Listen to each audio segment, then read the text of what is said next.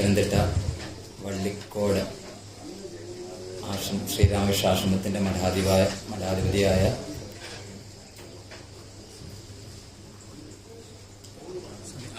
ആപ്തലോകാനന്ദ സ്വാമിക്കും സത്യേശ്വരാനന്ദ സ്വാമി, ബ്രഹ്മപുരാനന്ദജി മഹാരാജ് എന്നിവരുടെയൊക്കെ പാദപത്മങ്ങളിൽ സാഷ്ടാംഗം നമസ്കരിക്കുന്നു.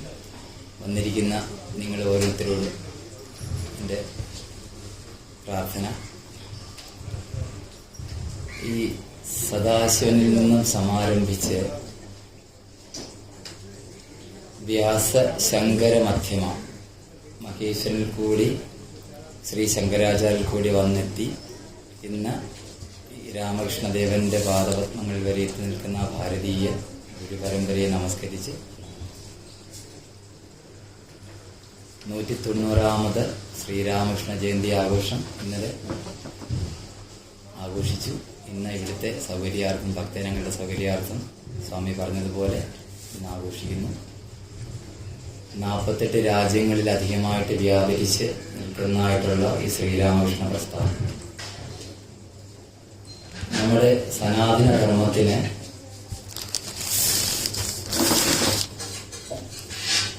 ഒത്തിരി വേദാന്തം പറയാൻ പാടില്ല. അത് ഞാൻ ശ്രീരാമകൃഷ്ണ ആശ്രമത്തിൽ മാത്രം ആ ഒരു ഫോളോ ചെയ്യുന്ന കാര്യം കണ്ടുള്ളൂ. ബാക്കിയുള്ളവരെല്ലാം നിങ്ങൾ കഴിച്ചോ, വെള്ളം കുടിച്ചോ. ഇപ്പം സ്വാമിയാണേലും സ്വാമിയോട് എനിക്ക് അത്ര പരിചയമില്ല. ഇപ്പോഴെ കഴിഞ്ഞ പ്രാവശ്യം ഇന്നലെ ഒന്ന് നമസ്കരിക്കാൻ പറ്റിയത്. പക്ഷേ എനിക്ക് സ്വാമിയോട് തോന്നിയ ഏറ്റവും വലിയൊരു ഭക്തി, ഞാൻ അങ്ങനെ പറയുകയല്ല, ഇത് സ്വാമിയോട് പറയാൻ കാരണം സ്വാമി ഇരിക്കുന്ന രീതിയിൽ തന്നെ പറയാൻ കാരണം നെച്ചൂർ എപ്പോഴും കോട്ട് ചെയ്ത് പറയുന്ന ഒരു ഭാഗമുണ്ട്. ശ്രീരാമകൃഷ്ണദേവൻ എപ്പോഴും പറയാറുണ്ട്, ശരിയാണ്, എനിക്ക് ഞാനത് പിന്നാണ് ശ്രദ്ധിച്ചത്, നമ്മൾ ഈ സപ്താഹ വേദിയിലും പ്രത്യേകിച്ചും ഈ ആപ്തലോകാനന്ദ ശ്രീരാമകൃഷ്ണാശ്രമത്തിലെ ആപ്തലോകാനന്ദ സ്വാമി പ്രഭാഷണം പറയുമ്പോൾ പ്രത്യേകിച്ചും ശാരദാമാതാവിന്റെ കാര്യം പറയുമ്പോൾ കണ്ണീന്ന് വെള്ളം വരെ ശ്രദ്ധിച്ചിട്ടുണ്ട്. അത് ശ്രീരാമകൃഷ്ണാശ്രമം തിരുവല്ലയിൽ വെച്ച് കഴിഞ്ഞിട്ട് സത്യം പറഞ്ഞാൽ അദ്ദേഹത്തിന്റെ ആ ഭക്തി, കാരണം നമുക്കൊരു ഗുരുവിനുള്ള ശരണാഗതി, ഞാൻ ഒത്തിരി സ്വാമിമാരെ പരിചയപ്പെട്ടിട്ടുണ്ടെങ്കിലും അപ്പം ഇദ്ദേഹം നെച്ചൂർ കോട്ട് ചെയ്തപ്പോഴാണ് മനസ്സിലായി. ശ്രീരാമകൃഷ്ണദേവൻ എപ്പോഴും പറയാറുണ്ട്, നമ്മളൊക്കെ ലൗകിക ജീവികൾ അല്ലെ, നിങ്ങളൊക്കെ എല്ലാവരും ഗൃഹസ്ഥാശ്രമികളാണ്. ഈ ഗൃഹസ്ഥാശ്രമി കണ്ണുനീര്, അവന്റെ വിഷയങ്ങളിൽ കണ്ണുനീര് വരുമ്പോൾ എങ്ങനെയായിരിക്കും കണ്ണുനീര് വരുന്നത്? ഈ കണ്ണിന്റെ ഇതിലേ കൂടെ കണ്ണുനീര് വരുന്നത്. അത് ശ്രീരാമകൃഷ്ണദേവൻ പറഞ്ഞതാണ്. അതൊത്തിരി നമുക്ക് സ്വയം ചിന്തിക്കേണ്ട ഒരു കാര്യമാണ്. നേരെ മറിച്ച് ഈശ്വര കഥകൾ നമുക്ക് രോമാഞ്ചം ഉണ്ടാകുമ്പോഴും ഈശ്വര കഥകൾ പറയുമ്പോഴും നമുക്ക് കണ്ണുനീര് വരുന്ന എവിടുന്നാൻ ശ്രദ്ധിച്ചിട്ടുള്ള കാര്യം ഇപ്പുറത്തെ ഭാഗത്തുനിന്ന്, ഈ കണ്ണിന്റെ ഇപ്പുറത്തെ ഭാഗത്തു നിന്നാണ് ഇത് ശ്രീരാമകൃഷ്ണദേവൻ പറഞ്ഞു. ഞാൻ ശ്രീരാമകൃഷ്ണദേവന്റെ ജീവിതത്തിൽ എനിക്ക് അടുത്ത 2-3 ദിവസം മുമ്പാണ് കിട്ടിയത്. അത് വായിച്ചുകൊണ്ടിരിക്കുന്നതേ ഉള്ളൂ. ഒത്തിരി പോരായ്മയുണ്ട്, സദയം നിങ്ങൾ ക്ഷമിക്കണം എന്ന് വീണ്ടും വീണ്ടും ആവർത്തിച്ച് പറയുന്നു. പക്ഷേ ഈ ഗ്രന്ഥം കിട്ടാൻ ഒത്തിരി വൈകി. അത് എൻ്റെ ഒരു വീഡിയോ കുറവായിട്ട് മുമ്പേ സ്വാമിജി പറഞ്ഞ പോലെ തന്നെ ആ അമ്മയെ അറിയാൻ പറ്റാത്തത്, എന്നാൽ നമുക്കിതെല്ലാം ഉണ്ടെങ്കിലും ഈ ഇത് രുചിച്ച് നോക്കാനൊരു പണിയുണ്ട്. ഈശ്വരനെ രുചിച്ച് അറിയണമെന്നാണ്. ഇത് ഈശ്വരൻ അനുഭവമാണെന്ന് പറയാറുണ്ട്. ഈ പുസ്തകങ്ങളൊക്കെ കിട്ടിയാലും ഞാനിവിടെ ബസ്സിൽ വന്നപ്പോഴും അദ്ദേഹത്തിന്റെ വീട്ടിലിരുന്നപ്പോഴും ഹരിജിയുടെ വീട്ടിലിരുന്നപ്പോഴും ഒക്കെ എനിക്ക് സത്യം പറഞ്ഞാൽ അറിയാതെ ആ ഗുരുദേവന്റെ, ആ ഗുരുനാഥന്റെ കൃപ ഓരോരുത്തരെ സാക്ഷാത്കരിക്കുന്ന ഈ ഭൈരവി ബ്രാഹ്മണി അദ്ദേഹത്തെ ഭഗവാൻ സ്വയം അവതാരമാണെന്ന് പറയുന്ന ഭാഗങ്ങളും ഇങ്ങനെയൊക്കെയുള്ള ഓരോ ഭാഗങ്ങൾ വരുമ്പോഴും ഇത് നമ്മുടെ ക്ഷേത്രത്തിൽ എങ്ങനെ വേണം ദർശനം നടത്താൻ ആചാര്യന്മാർ പറയാറുണ്ട്. നമ്മുടെ ശരീരം 5 കോശങ്ങളാൽ നിർമ്മിതമാണ്. അപ്പം ആ 5 കോശങ്ങളും ദേവതയുടെ 5 കോശങ്ങളുമായിട്ട് സമ്മേളിപ്പിച്ച് വേണം ദർശനം. ദൃശ്യതേ നേന ഇതി ദർശനം. ഉൾക്കാഴ്ചയുള്ള കാഴ്ചയാണ് ദർശനം.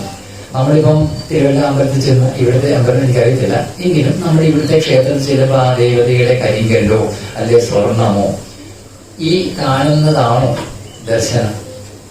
ഞാൻ എപ്പോഴും ശ്രദ്ധിക്കാറുണ്ട്. എന്നോട് പണ്ട് ഇവിടത്ത് ഒരു സപ്താഹത്തിന് പോയ വഴിക്ക് അവിടുത്തെ ഒരാൾ, ഇപ്പോൾ സ്വാമിജി പറഞ്ഞ വാക്ക് കടമെടുത്താൽ ആ ശ്രീരാമകൃഷ്ണ ടച്ച്, ഗുരുവായൂർ ദേവസ്വത്തിന്റെ അവിടുത്തെ ഉപദേശക സമിതിയില് ഈ ശ്രീരാമകൃഷ്ണ ആശ്രമത്തിൽ ഒരു പ്രധാന സ്വാമി ഉണ്ടായിരുന്നു. അപ്പം ആ സ്വാമി ഒരു മീറ്റിങ്ങിന് എവിടെയൊക്കെ വിളിച്ചു കൂട്ടി. അപ്പൊ ഇവർ കുറച്ച് നമ്പൂരിമാരൊക്കെ ഉണ്ടായിരുന്നു. ഈ നമ്പൂതിരിമാര് പ്രഭാഷണത്തിന് അവിടെ വന്നപ്പോഴത്തേക്ക് നമ്പൂതിരിമാര് പറഞ്ഞു, ഭഗവാനെ അല്ല സ്വാമിജി ഞങ്ങൾ ഒന്ന് എന്നിട്ട് അപ്പൊ സ്വാമിജി ഒന്ന് ചിരിച്ചു. ഞങ്ങളൊന്ന് ഭഗവാനെ, ഇത് തൊട്ടടുത്തല്ലേ, ഇവിടുത്തെ കമ്മിറ്റിയിലും ആണല്ലോ, അപ്പൊ ഞങ്ങൾ ഭഗവാനെ ഒന്ന് തൊഴുതിട്ട് വരാം. അതിനെന്താ, നിങ്ങൾ പോയിട്ട് ആ സമയത്തേക്ക് വന്നാൽ നമുക്ക് മീറ്റിംഗ് തുടങ്ങാം എന്ന് പറയും. തിരിച്ചു വന്നപ്പോ സ്വാമി ചിരിച്ചുകൊണ്ട് ഇവരോട് ബ്രാഹ്മണനോട് ചോദിച്ചു, നല്ലൊരു തൊഴുതോ ഭഗവാനെ? സ്വാമി നല്ല അലങ്കാരമായിരുന്നു. അപ്പൊ സ്വാമി ചിരിച്ചോട് ചോദിച്ചു, അലങ്കാരമേ കണ്ടുള്ളൂ. ഇത് നമ്മൾ സ്വയം വിലയിരുത്തേണ്ടതാണ്. നമ്മളിത് എത്ര കേട്ടു, നമ്മൾ എത്ര സപ്താഹങ്ങൾ കേട്ടു, അല്ല സ്വാമിജിയുടെ എത്ര പ്രഭാഷണങ്ങൾ കേട്ടു. അപ്പം ഈ നെച്ചൂർ പറയുകയാണ്, അപ്പം ഭഗവാൻ പറയുമെന്ന് ഈ സത്തുക്കള് ഭഗവാന്റെ കഥകൾ കേട്ട് ഇതിൽ കൂടി വരുന്ന ആ കണ്ണുനീരാണ് ഹംസാദികൾ. ഇതെല്ലാം സങ്കല്പമാണെങ്കിലും അങ്ങനെയുള്ള ആ നമ്മുടെ ആ ഹംസങ്ങള് ഇത് സ്വീകരിക്കുമെന്ന്. ഈ കണ്ണുനീർ ഇത് അമൃതിന് തുല്യമാണെന്ന്. ഇപ്പൊ നമ്മൾ കുംഭമേളയൊക്കെ നടത്തുന്ന കുംഭമേളയെ കുറിച്ച് പല പരാമർശങ്ങളൊക്കെ കേട്ട് എന്താണ് കുംഭമേള, ആ അമൃത കുംഭപ്രവാഹം എന്താണ്. അപ്പൊ അതാണ് പറയുന്നത്, ആരാണ് സന്യാസി? പഞ്ചേന്ദ്രിയങ്ങളെയും അഗ്നിയിൽ ദഹിപ്പിച്ചവനാണ് സന്യാസി. നമ്മുടെ പഞ്ചേന്ദ്രിയങ്ങൾ ഭഗവാൻ എവിടെ തന്നെ തന്നു? നമ്മുടെ മുഖത്ത് തന്നെ 5 ഇന്ദ്രിയങ്ങളെയും. ശ്രീരാമകൃഷ്ണൻ എപ്പോഴും പറയും, ഭഗവാൻ ഭക്തൻ ഭാഗവത്. അപ്പം ഭാഗവത്, അപ്പം ആ ഭഗവാൻ കണ്ടു എന്നാ പറയുന്നേ. ആ ദേവിയുടെ സന്നിധിയിൽ ആ ദേവിയുടെ അടുത്തോട്ടും ഭക്തന്റെ അടുത്തോട്ടും അവിടുന്ന് ഈ ഭാഗവതത്തിലോട്ടും ആ ഒരു ചൈതന്യം, ആ ഒരു പ്രകാശം ഈ 3ലോട്ടും ഒരുപോലെ പോകുന്നതായിട്ട് കണ്ടു. ഈ ശ്രീരാമകൃഷ്ണദേവന്റെ തന്നെ ചെറുപ്പത്തിൽ ഈ ബാലപ്പുക്കൂർ എന്ന് പറയുന്ന കമാൽ പുക്കൂർ എന്ന് പറയുന്ന സ്ഥലത്ത് ശ്രീരാമകൃഷ്ണദേവൻ തന്നെ അദ്ദേഹത്തിന്റെ 6ാമത്തെ 7ാമത്തെ വയസ്സില് ഒരു ഇൻസിഡന്റ് പറയാറുണ്ട്. അപ്പൊ ഇദ്ദേഹം ശിഷ്യന്മാരോടും, അതായത് അന്തരംഗ ശിഷ്യന്മാരെന്ന് ഇപ്പൊ സ്വാമിജിയൊക്കെ പറയുന്ന ആ ശിഷ്യന്മാരോട് പറഞ്ഞ ഒരു കഥയായിട്ട് കൂട്ടി ചെയ്തിട്ടുണ്ട്. അവിടെയൊക്കെ ഈ പിള്ളേർക്ക് കൊടുക്കുന്നത് നമ്മുടെ പൊരി, നമ്മുടെയൊക്കെ നാട്ടിൽ നമ്മുടെ ഈ ഉത്സവത്തിനൊക്കെ ഇടുന്ന പൊരിയാണ്. അത് ചില മടിക്കുത്തിലും അങ്ങനെയൊക്കെയുള്ള പാത്രങ്ങൾ മേടിക്കും. അങ്ങനെ സ്വാമിജി ഭഗവാൻ ഈ ഇതും മേടിച്ച് തിന്നുകൊണ്ട് ഒരു വയലിന്റെ സൈഡിൽ കൂടി പോകുന്നതായ സമയത്ത് എളുപ്പന്ന് ഈ ആകാശത്തിൽ ഭയങ്കരമായ ഒരു കാർമേഘം. ഇപ്പം അവിടെ കാർമേഘം ഇങ്ങനെ ഉരുണ്ട് കൂടുന്നുണ്ട്. നമ്മളെ സംബന്ധിച്ച് നിൽക്കാതെ മുൻജന്മ സുഹൃതമുള്ളവർക്ക് പറ്റുന്നതാണ്. തന്നെയല്ല അദ്ദേഹം ഒരു അവതാരം കൂടിയാണ്. അപ്പോൾ അങ്ങനെ ഈ കാർമേഘം ഇങ്ങനെ താഴോട്ട് ഉരുണ്ട് കൂടുന്നതായ ആ സന്ദർഭത്തില് ഇദ്ദേഹം ഇങ്ങനെ നോക്കിയപ്പോൾ കൊച്ചിപ്പക്ഷികളൊക്കെ, നിങ്ങൾക്ക് ഇവിടെ കൊച്ചിപ്പക്ഷികൾ തന്നെയല്ലേ പറയാറ്, ഈ വെള്ള ഒരു സൈസ് കൊക്ക്, ഈ കൊച്ചിപ്പക്ഷികളെല്ലാം കൂടെ ഇങ്ങനെ വരുന്നത് കണ്ടപ്പോഴത്തേക്ക് എളുപ്പുന്ന ആ കൊച്ചിപ്പക്ഷികളുടെ വെളുത്ത നിറവും ഈ കാർമേഘത്തിന്റെ ആ ഒരു കാർമുകിൽ ആ ഒരു വർണ്ണവും കൂടി കണ്ട് എളുപ്പുന്ന ഭഗവാൻ ആദ്യമായിട്ട്, ഭഗവാന്റെ ജീവിതത്തിലെ ആദ്യമായിട്ടുള്ള ആ ദർശനം, അല്ലെ ആ ഒരു നമ്മൾ പറയുന്ന പോലെ ഇടയ്ക്കിടയ്ക്ക് ആ ധ്യാനമഗ്നാകുന്ന സന്ദർഭം ഈ ഭഗവാൻ ഉണ്ടായത് ആദ്യമായിട്ടാണ്. ഭഗവാൻ തന്നെ 6ാമത്തെ 7ാമത്തെ വയസ്സില് ഭഗവാൻ അവിടെ ബോധം കിട്ടുകയും ആ ഈ രണ്ട് കളറിന്റെ ആ ഒരു കോമ്പിനേഷൻ പോലും ഭഗവാൻ ഈ ഭയങ്കരമായിട്ടുള്ള ധ്യാനത്തില് ഭഗവാനെ ആവേശനാണ്. അപ്പോൾ അത് കഴിഞ്ഞപ്പോഴാണ് ഇവരുടെ കുറച്ച് അതിലൂടെ വന്ന ആളുകൾ ഭഗവാനെ എടുത്തുകൊണ്ട് അവിടെ കൊണ്ടുപോകുന്നതും പിന്നാണ് ഭഗവാൻ എടുക്കുന്നത്. അപ്പോൾ അത്രമാത്രം ആർദ്ര ആ ഒരു പരമപ്രേമവും ഇതെല്ലാം ഭഗവാനെ എളുപ്പുന്ന ആനന്ദ ആവേശത്തിലാകുമായി. അപ്പൊ അങ്ങനെയുള്ള ആ ഭഗവാന്റെ ആ ഒരു തത്വം നമ്മൾ മനസ്സിലാക്കാൻ വേണ്ടിയിട്ട് പിന്നെ ഇതിനകത്ത് നമ്മുടെ വിവേകാനന്ദ സ്വാമി തന്നെ ഒരു മന്ത്രം, ഞാൻ അതിനകത്ത് ഈ പുസ്തകത്തിന് എഴുതിയെടുത്തതാണ്. ഈ മന്ത്രത്തിന്റെ രചിച്ച ഋഷി വിവേകാനന്ദ സ്വാമി തന്നെയാണ്. ഈ ശക്കുരി ഛന്ദസ്സിലാണ് ഭഗവാൻ ശ്രീ വിവേകാനന്ദ സ്വാമി രചിച്ചിട്ടുള്ളത്.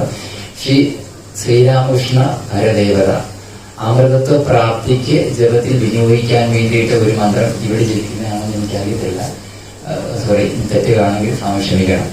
അത് സ്വാമി എഴുതിയിരിക്കുന്നതിന് 4 ശ്ലോകങ്ങളായിട്ടാണ് ഈ മന്ത്രം രചിച്ചിരിക്കുന്നത്. ഇതിന്റെ 1ാം ശ്ലോകം കൊണ്ട് ശ്രീരാമ തത്വദർശനവും ശരണാഗതിയും, 2ാമത്തെ ഭഗച്ച എന്ന് തുടങ്ങുന്ന ആ ശ്ലോകം കൊണ്ട് സാധകന്റെ രജോഗുണത്തെ, ആ വിഘ്നത്തെ ഇല്ലാതാക്കാനും, മൂന്നാമത്തെ തേജസ് തരതി എന്ന് തുടങ്ങുന്ന ആ ഭാഗം കൊണ്ട് രാജസാദി ഗുണത്തെ തരണം ചെയ്യാനും, നാലാമത്തേത് കൊണ്ട് ഭഗവൻ നാമമഹിമയും സൂചിപ്പിക്കുന്ന ഒരു കൃതി ഭഗവാൻ വിവേകാനന്ദ സ്വാമി എഴുതിയിട്ടുണ്ട്. അത് ഇങ്ങനെ ചൊല്ലുന്നുണ്ട്: ഓം ഹ്രീം മൃതം ത്വമജലോ ഗുണന്ധ്യോ നക്തം ദിവം സകരുണം തവ പാദപത്മം മോഹം ഷം ബഹുഹൃതം ന ഭജേ യഥോഹം തസ്മാത് ത്വമേവ ശരണം മമ ദീനബന്ധോ ഭക്തിർഭഗച്ഛ ഭജനം ഭവഭേദകാരി ഗച്ഛന്ത്യലം സുവിപുലം ഗമനായ തത്വം വക്ത്രോധൃതം തുകൃതി മേനജഭാതി കിഞ്ചിത് തസ്മാത് ത്വമേവ ശരണം മമ ദീനബന്ധോ തേജസ്തരതി തരസാ ത്വയി തൃപ്തതൃഷ്ണ രാഗേ കൃതി ഹൃദപഥേ ത്വയി രാമകൃഷ്ണേ മർത്യാമൃതം തപപദം മരണോർമിനാശം തസ്മാത് ത്വമേവ ശരണം മമ ദീനബന്ധോ കൃത്യം കരോതി കലുഷം കുഹകാന്തകാരി ശ്നാന്തം ശിവം സുവിമലം തവ നാമനാഥ യസ്മാദകം ത്വശരണോ ജഗദേകഗമ്യ തസ്മാത് ത്വമേവ ശരണം മമ ദീനബന്ധോ. ഇത് വിവേകാനന്ദ സ്വാമിജി പറയുമ്പോൾ നമുക്ക് അതിനകത്ത് വേണ്ടിമാർ ബാക്കി വരുന്നുണ്ട്. ഇത് നമ്മുടെ ക്ലേശത്തിനും ആ ഭഗവത് ദർശനത്തിനും മുമ്പേ ഞാൻ പറഞ്ഞ പോലെ എന്താണ് ദർശനം? ദൃശ്യതേ നേന ഇത് ദർശനം, ഉൾക്കാഴ്ചയുള്ള കാഴ്ചയാണ്. അപ്പം നമ്മൾ ആ ക്ഷേത്രത്തിലായാലും ഗുരുസന്നിധി പണ്ട് എപ്പോഴും ഈ നെച്ചൂർ തന്നെ പറയാറുണ്ട്, എന്താണ് ഗുരുവിന്റെ മഹിമ എന്ന് ഞാൻ അദ്ദേഹത്തോട് ചോദിച്ചു. പറയും, സന്തോഷം, നമ്മൾ ഇങ്ങനെ ഒരു സ്ഥലത്തിലൂടെ പോകുമ്പോൾ ഭയങ്കര ഉഷ്ണമുള്ള സമയത്ത് അടിക്കുന്ന കാറ്റിന് ഭയങ്കര ചൂടായിരിക്കും അല്ലേ? നമ്മൾ കാറിലൂടെ കയറിയാൽ നിർത്തിയിട്ട കാറിൽ ആ ചൂട് സമയത്ത് കയറുമ്പോൾ കാറിൽ കയറുമ്പോൾ ഭയങ്കര ചൂടല്ലേ അനുഭവപ്പെടാറ്? കുറച്ച് കഴിഞ്ഞില്ലേ ശാന്തം എ സി കിട്ടുന്ന കുറച്ച് നേരം തുറന്നു വെച്ചിട്ട് എ സി ഇടാറ്. അപ്പം നമ്മൾ അങ്ങനെ നടന്നു പോകുമ്പോൾ ഒരു മരത്തണലിൽ ഈ കാറ്റ് തന്നെയാണ് വരുന്നത്.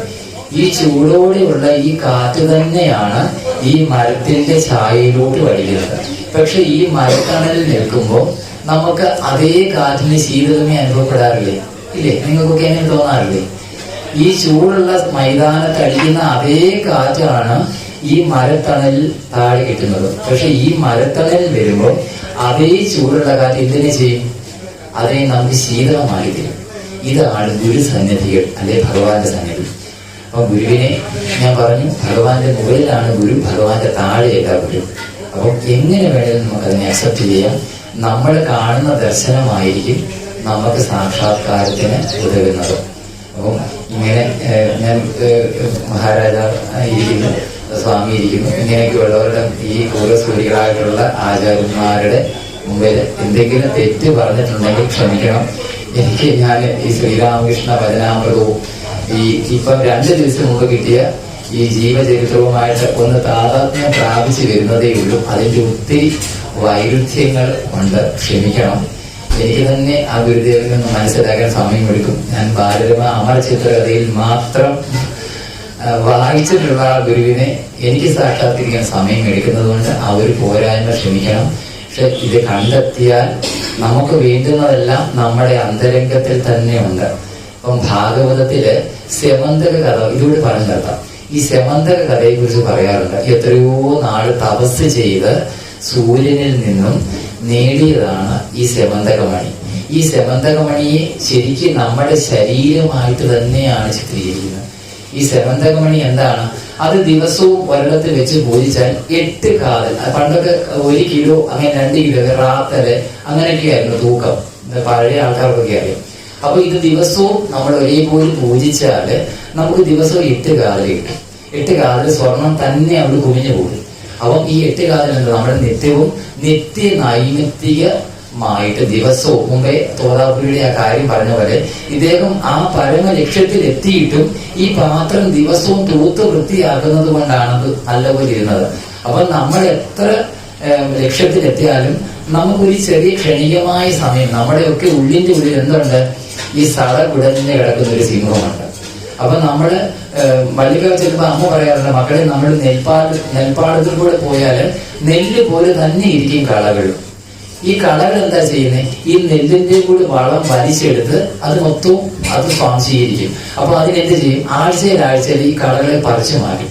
അപ്പൊ നമ്മൾ എത്ര ശമം ചെയ്തു, ദമം ചെയ്തു, തപസ് ചെയ്തു, സാധന ചെയ്തു എങ്കിലും നമ്മുടെ ഉള്ളിലെല്ലാം ഈ ഒരു വൈരാഗ്യം, ഞാനീ പറഞ്ഞ മറ്റേ വൈരാഗ്യമല്ല, നമുക്ക് എളുപ്പം ദേഷ്യം വരും. ആ ദേഷ്യം വരുമ്പോഴും നമ്മുടെ ഇത്രയും നാളത്തെ സാധന വിഫലമായിപ്പോകും. അപ്പം അതിനെ നിരന്തര നാമസങ്കീർത്തനത്തിൽ കൂടെ അതിനെ നമുക്ക് തടയിടാൻ പറ്റും. അപ്പം അതാണ് ഭഗവാൻ ഉദ്ദേശിച്ച ആ സ്വർണ്ണപാത്രം. ഈ നമ്മൾ ശരിക്കും സ്വർണമായ ദിവസവും തേക്കേണ്ട കാര്യമില്ല. അപ്പൊ നിരന്തരം ആ സാധനം നടക്കും. അപ്പൊ നമ്മുടെ മനസ്സിലെ ആ കലുഷിതമോ നിരന്തര സാധന നമുക്ക് ചെയ്യാൻ വലിയ പാടാണ്. അമ്മമാരാണേലും അച്ഛന്മാരാണേലും ഞാനാണേലും നമുക്ക് നിരന്തരം ധ്യാനിക്കാൻ ഒരേ നിശ്ചിതമായ സമയത്ത് ആ മന്ത്രങ്ങള്, ആ സൂര്യന്റെ പ്രകാശം ഉണ്ടെങ്കിൽ എനിക്ക് സ്വാമിയെ നിങ്ങളെ എല്ലാവരെയും കാണാൻ പറ്റുള്ളൂ. പക്ഷെ ഈ സൂര്യന്റെ പ്രകാശം അമിതമായാലും എനിക്ക് കാണാൻ പറ്റത്തില്ല, ദൃഷ്ടി അഗോചരമായി പോകും. ആ ദൃഷ്ടി ഗോചരമാകുന്ന ആ ഒരു കൺസെപ്റ്റിലെ എനിക്ക് നിങ്ങളെ കാണാൻ പറ്റുള്ളൂ. പക്ഷെ സൂര്യൻ ഇപ്പൊ താഴോട്ട് വന്നാലും നമുക്ക് എളുപ്പം സൂര്യൻ മുകളിൽ തിരിച്ച് നോക്കിയാൽ ആരെങ്കിലും കാണാൻ പറ്റുമോ? കാണാൻ പറ്റത്തില്ല. അപ്പം നമ്മൾ ഈ കിട്ടിയതിനെ അനുഷ്ഠിക്കുന്നതാണ് ഏറ്റവും വലിയ പാട്. നമ്മൾ നിരന്തരം രാമകൃഷ്ണദേവരിൽ നിന്ന് മന്ത്രം എടുത്തവർ നിരന്തരം ആ മന്ത്രം മുടങ്ങാതെ ഉപാസിക്കുമ്പോൾ മാത്രമേ നമുക്ക് ആ ഒരു ലക്ഷ്യത്തിൽ എത്താൻ പറ്റത്തുള്ളൂ. ഇല്ലെങ്കിൽ നമുക്ക് ആ ലക്ഷ്യത്തിൽ എത്താതിന് പലരെയും നമ്മൾ കണ്ടിട്ടുണ്ട്.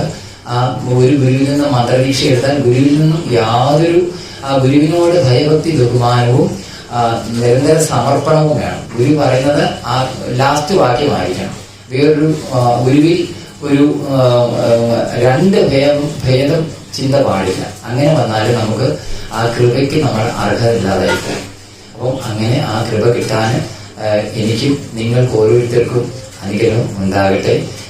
എനിക്ക് ഇങ്ങനെ ഒരു പ്രഭാഷണം ചെറുതായിട്ട് പറയാൻ അവസരം തന്ന ഹരിജിക്കും ഇവിടുത്തെ മഠാധിപതിയായിട്ടുള്ള ആപ്തലോകാനന്ദ സ്വാമി, പിന്നെ ഇവിടുത്തെ പ്രധാന സ്വാമിമാർക്കും എല്ലാം അവരുടെ പാദപത്മങ്ങളിൽ നമസ്കരിച്ചുകൊണ്ട് എന്തെങ്കിലും തെറ്റ് വന്നിട്ടുണ്ടെങ്കിൽ വിവേകാനന്ദ സ്വാമി പറയുന്നത് പോലെ കടമെടുത്ത് പറയുകയാണ്. എന്തെങ്കിലും തെറ്റുണ്ടെങ്കിൽ എന്റെ തെറ്റായിട്ടും എന്തെങ്കിലും നന്മയുണ്ടെങ്കിൽ അത് ഭഗവാന്റെ അനുഗ്രഹമായിട്ടും കണ്ട് അനുഗ്രഹിക്കണം. ഇതാണ്